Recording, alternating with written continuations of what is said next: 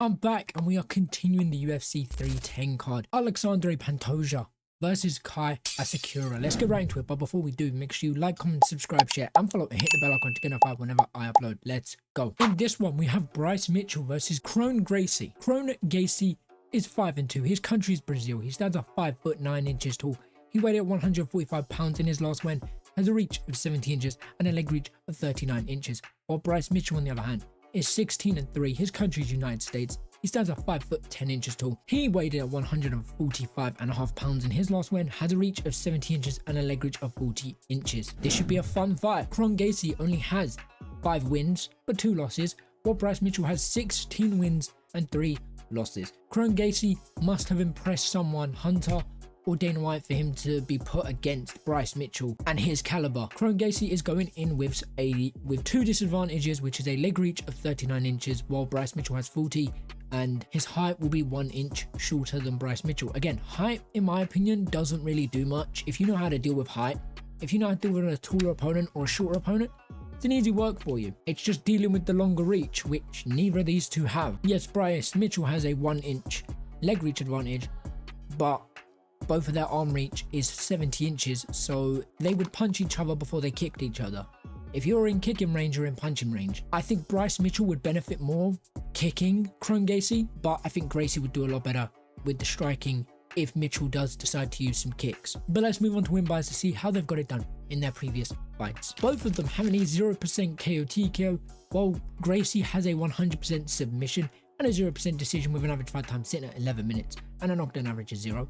While Bryce Mitchell, on the other hand, has a 56% submission, 44% decision with an average fight time sitting around 12 minutes and a knockdown average of 0 as well. I'm going to scrap what I said about Bryce Mitchell using his kicks to his advantage. He should skip legs, skip leg day. Don't kick him. Kron Gracie is just going to get on the inside and he's going to get to work. And he hasn't even got to get on the inside that much.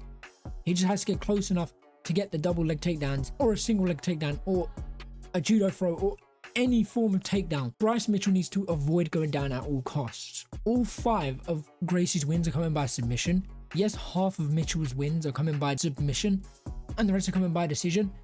Bryce Mitchell should try and keep it on the feet at all costs and don't allow Gracie to get close enough to get him down. It's going to be a very hard fight for Mitchell, but what Mitchell needs to do is he needs to work and move. He can't stay stationary. He can't stand there and wait for Gracie to throw something for him to do something.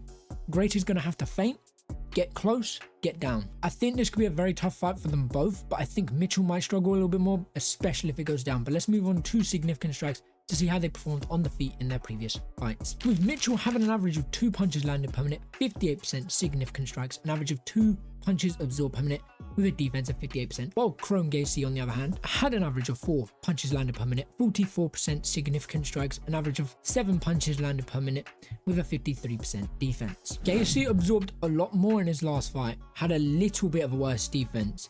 His significant strike was significantly less, but his landing per minute, his output was a lot better. Now, Bryce Mitchell kind of needs the output that Gracie's last opponent had, because if Mitchell can just throw a few, he can definitely land a few. In my opinion, Mitchell needs to keep it on the feet, so he needs to have better output than Gracie and than Gracie's previous opponent. Although Mitchell landed less as well, he had the highest significant strikes out of both of them.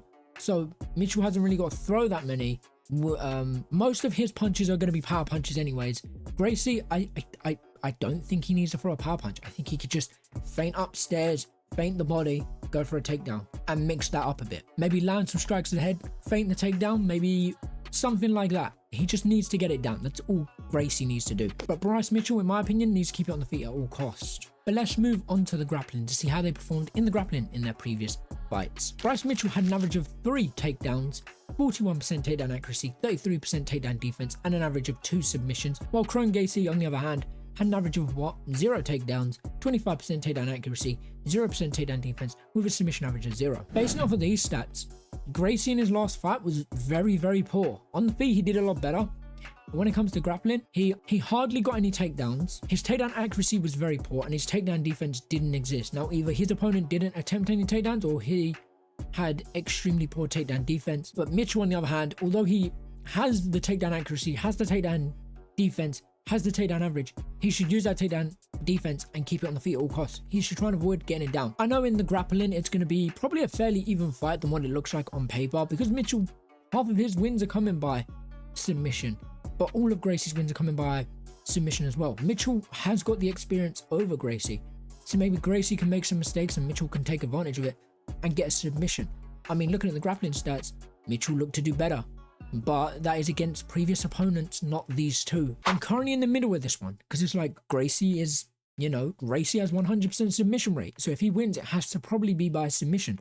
But Mitchell, on the other hand, most of his wins are coming by submission and decision, so it's like, I want to sit there and be like, Bryce Mitchell should avoid the striking, but the more I go in through this video, I'm going, maybe he doesn't really need to avoid the striking, and maybe he should use the grappling to his advantages, because Gracie isn't going to be as experienced as he is.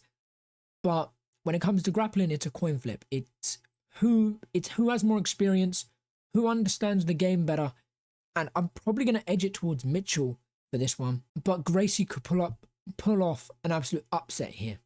I do believe Mitchell is also the favorite in this one. I don't really know the full grappling game yet. I'm still learning the grappling on my own. I understand the strike and I understand all that. I need to see these two and how their grappling will compare, but we'll be live for this fight card this Saturday, so be there.